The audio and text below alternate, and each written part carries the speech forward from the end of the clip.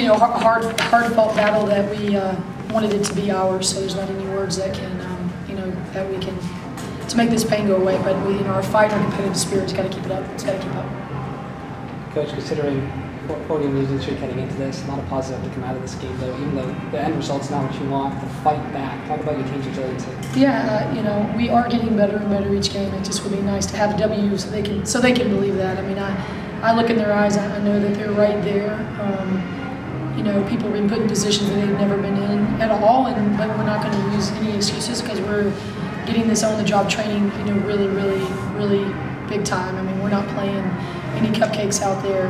And Harvard came in here, to fight really hard tonight. So that is the positive that I'm taking from it, a ton of it, because we are going to get better. We are going to keep improving, but it really shows these guys are seeing how important each possession is, and what happens on mismatches, and how the momentum shifts really quick. I've heard Annie scream that many times out there, like, don't let this momentum take us. So if they can be learning this aspect of the game, and I can fizzle back a little bit, that they're the ones that are out there playing and have to make the reads and react out of it.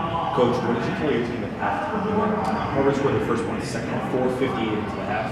The defense was so important. What did you tell them? Well, and I think they can attest to the statement. We had a little bit of letdowns in our second half, and we were making a point that we were not going to start off flat. I think they hydrated very well. They did a lot of things to try to also have a recovery. We also press a little bit less, to have a little bit more legs and start. So we've been trying to figure out what this team can handle, what it can't handle, and so a whole battery of things with that. But they know. I mean, I think it was a revelation in the last game at Marist when a lot of our juices were gone and we started the second half. I looked at them all and I said, this is not about you not being focused. So I felt like they were really focused, and then they had their legs and started the second half. Anma, for double bubble today, you already had 10 more rebounds in a couple of games this season. Can you just talk about right now which of your roles with the team, because you're playing roles anyway? After the last game of games, I know that when I get in, I just need to do better.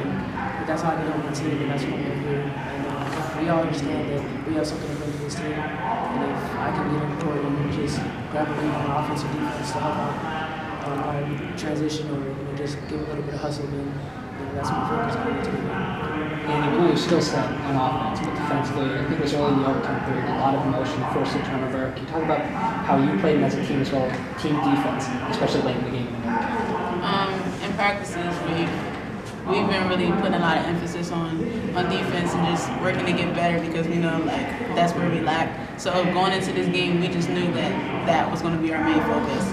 And I think Coach said it was like a couple stretches where we held them to no points. So I mean, the bench kept us up, kept us in it, we kept each other in it, we held each other accountable. So I mean, the stops, it didn't get us the win, but I mean, we're going to get better off of it. We're going to build off our defensive play from today.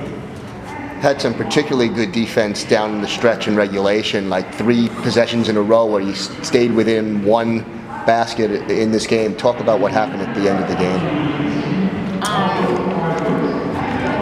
I mean, we can all talk about it here. We run often. It's like a no-brainer. We don't have too many things, so we can draw to these things, and and we always have a counter if we can't get the ball in, but we just. We didn't have any timeouts left. And you can speak about that. We didn't have any timeouts left. We know we didn't want to turn the ball over from the end. Annie wasn't quite sure if Tate was really able to get this, and wasn't sure how many seconds were ticking at this point, because I'm assuming what goes through her head. I mean, obviously as a player, I know that's what you're thinking. So I can't, she didn't turn the ball over. I had told her many times months back, you're going to be in this position. And she probably can remember the first day we ran this sideline out of bounds play about 2 months ago, and she turned it over. Like 3 times. Yep. It's the right person. They have to play up on her. She's got a hot hand. You have to respect her shot. And then we have time. So many days in practice I talk about, I might want to do this, but yet the defense does this. So I think some of that maturity on the floor has got to happen. So it didn't come in. We didn't have a timeout left. We didn't get our mojo back. I mean, point guard can take control, but it's learning experiences. We still could have had time to operate that. I kind of leaned on her pretty hard to direct the cells if the point guard is young and learning. Which Trey did a great job when I get into the paint. She did a great job finding everybody. I don't know what her stat line if it shows, but we know when she plays great. And she, didn't get as many shots, missed a key little bucket there at the end, but 5 assists. But this one here needs to direct the cells too, and she knows what we're doing too. So definitely was not the execution that I wanted, and at that part you're frustrated because it's something you do all the time. I mean, making free throws is all mental. I mean, it's a focus when you get up there, so me missing these many free throws is not acceptable. But those, at that point, you know, I just, you know, focus more on the rim, how my elbow is, and just, I need my points, I need those 2 free throws to put us in overtime, so that was very important. I mean, Shante makes these free throws. She'll be here tomorrow, I'm sure, shooting like she always is, and it'll be hours, but this is the first time I think in the game that we got you to the line 14 times, you know she had 14 free throws, so, yeah, 10 times, but this hasn't been happening. She hasn't been getting the calls. It's probably why I don't have a voice. I've been screaming from the start because she's getting hit, but, you know, it's easy to me to say that she needs to learn how to play when she's got 4 people on her. I don't know how any of us sitting here would be able to maintain that type of physical beating every game. Well, yeah, I don't know. I would. Luckily, God did not give me her body because I probably would be lethal. Because she has this ability to stay cool. It's very smart. It's heady. It's the way you need to be. And what are you going to do, right? You got to keep her cool. And she does a great job doing that. Coach, it looked like in the second half the team did a much better job at spreading the floor and getting the ball back to Shante, and that double team would come a little late.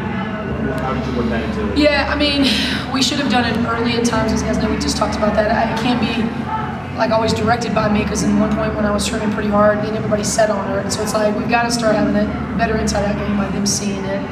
But you know, we did some isolations, and you know, we just still. I know that they probably still feel like it's kind of brutal sometimes trying to throw the ball inside, and you become so focused on just that one thing where you need to let it happen throughout the offense. But to do that, you have to give up some control. So if you have somebody in and you're throwing it and somebody comes flying off and jacks a 3 that really wasn't the best shot right then it puts us to win. Okay, well then we got to go one-dimensional and run a set. You know, so it's learning. It's learning because when they were doing it right with the folks that were on the floor, they were running throughout the offense and giving her the ball. And then when we become a little more one-dimensional, the defense has a chance to read it. So, Any injury update on Asia? they think it's actually hamstring. I think it's good.